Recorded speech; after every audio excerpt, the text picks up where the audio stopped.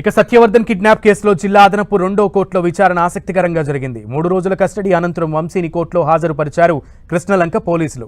ఈ సందర్భంగా తనను కేసుకు సంబంధం లేని ప్రశ్నలు అడిగారని న్యాయమూర్తి ముందు చెప్పారు వంశీ. సత్యవర్ధన్కు నార్కో అనాలసిస్ పరీక్షలు నిర్వహిస్తే నిజాలు బయటకు వస్తాయన్నారు. జైల్లో తనను ఒంటరిగా సెల్లో ఉంచారని న్యాయమూర్తికి తెలిపిన వంశీ తనకు ఆస్తమా సమస్య ఉందని, ఏదైనా హెల్త్ ప్రాబ్లం వస్తే ఇబ్బందని తెలిపారు.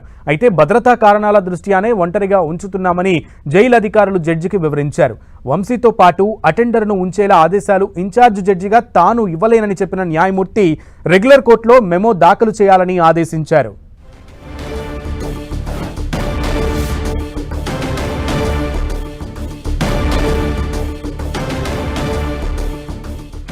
సత్యవర్ధన్ను బెదిరించి భయపెట్టి కేసు తారుమారు చేయాలని చూశారని, వంశీ అతని అనుచరులు సత్యవర్ధన్ను కిడ్నాప్ చేసినట్లు ఆధారాలు ఉన్నాయని ఏసీపీ దామోదర్ తెలిపారు.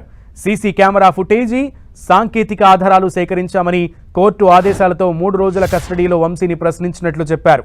కొన్ని ప్రశ్నలకు వంశీ సమాధానాలు దాటవేశారని, మిస్ అయిన ఫోన్ గురించి అడిగినా తనకు తెలియదన్నారని, అందుకే వంశీని మరోసారి కస్టడీ ఇవ్వాలని కోర్టులో పిటిషన్ దాఖలు చేస్తామని పోలీసులు తెలిపారు. పోలీస్ కస్టడీ తీసుకుని 3 రోజులు పోలీస్ కస్టడీ విచారించి వాళ్ళు ఇవన్నీ సీసీ ఫుటేజ్లు ఇవన్నీ ఉన్నాయి కాబట్టి వాళ్ళు ఏం చెప్పడానికి ఆస్కారం లేకుండా కొన్ని విషయాలు, కొన్ని సీసీ ఫుటేజ్లు ఉన్నవి ఇవన్నీ ఏమీ అబద్ధం ఆడటానికి ఛాన్స్ లేదు కాబట్టి వాటిని వెళ్ళాను, వచ్చాను, మా ఇంటికి వచ్చాను, మేమే కిడ్నాప్ చేయలేదని చెప్పడం జరిగింది. ఆ రోజు నైట్ నా దగ్గర పడుకున్నా అని చెప్పాడు. మా ఇంట్లో పడుకున్నాను, తెల్లారి పొద్దున కూడా వెళ్ళాడని చెప్పాడు. ఆ కార్లో తీసుకెళ్ళింది, కార్లో వచ్చింది అతను కూడా చెప్పాడు. వైజాగ్ వెళ్ళింది, అదంతా కూడా క్లియర్ కట్ మనకి అంత ఎవిడెన్స్, డాక్యుమెంటరీ ఎవిడెన్స్ ఉంది. ప్లస్ సీసీ ఫుటేజ్లో మన హైవే మీద కార్లు క్రాస్ అయిన చెక్ పోస్టుల దగ్గర, టోల్ గేట్ దగ్గర చెక్ పోస్ట్ క్రాస్ అయినట్టుంది. అదేవిధంగా హోటల్లో కానీ, వైజాగ్ హోటల్లో కానీ, వైజాగ్ ఇంట్లో కానీ, అదేవిధంగా భూజా గేట్లో పాస్ దగ్గర కానీ ఇవన్నీ కూడా సీసీ ఫుటేజ్లు కలెక్ట్ చేయడం జరిగింది. అదేవిధంగా కొన్ని డాక్యుమెంటరీలు, వీళ్ళందరూ కూడా ఎక్కి ఎవరెవరు వైజాగ్ నుంచి, హైదరాబాద్ నుంచి వైజాగ్ తీసుకుంది, వైజాగ్ నుంచి మళ్ళీ విజయవాడ నుంచి వైజాగ్ తీసుకుంది, వైజాగ్ నుంచి హైదరాబాద్ నుంచి వైజాగ్, అట్లా ఎవరెవరు తీసుకుని ఎవరెవరు ఎక్కడ ఏ పాత్ర ఎంత అనేది కూడా క్లియర్ కట్గా దాంట్లో రావడం జరిగింది. ఇంకా దీంట్లో కొంతమందిని మళ్ళీ దీంట్లో అంత కంప్లీట్ కాలేదు. ఫర్దర్గా మళ్ళీ ఆలోచన చేసి మళ్ళీ పోలీస్ కస్టడీ తీసుకోవడానికి అవకాశం ఉందని కనుక్కొని చూసి దాన్ని బట్టి మళ్ళీ. కోర్టు వద్ద వంశీని అతని భార్య, పిల్లలు కలిసి మాట్లాడారు. 3 రోజుల పోలీసుల కస్టడీలో తన భర్తను కేసుకు సంబంధం లేని ప్రశ్నలతో ఇబ్బందులు పెట్టారని, జైలులో ఆరోగ్యపరమైనటువంటి సమస్యలతో ఆయన బాధపడుతూ ఉన్నారని వంశీ సతీమణి పంకజశ్రీ చెప్పారు.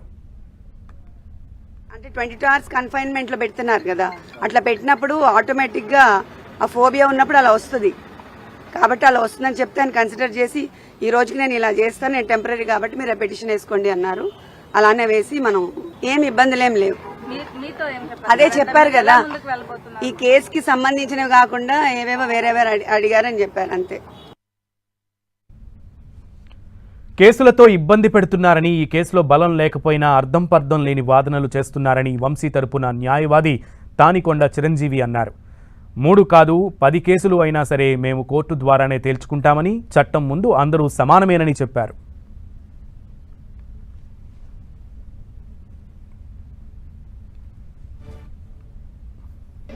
ఏ కేసుల్లో కూడా నిజాలేం లేవు. ఎలా అయినా వంశీ గారిని కొంతకాలం అయినా జైల్లో బంధించాలన్న ప్రయత్నమే తప్ప ఇంకేం కాదు.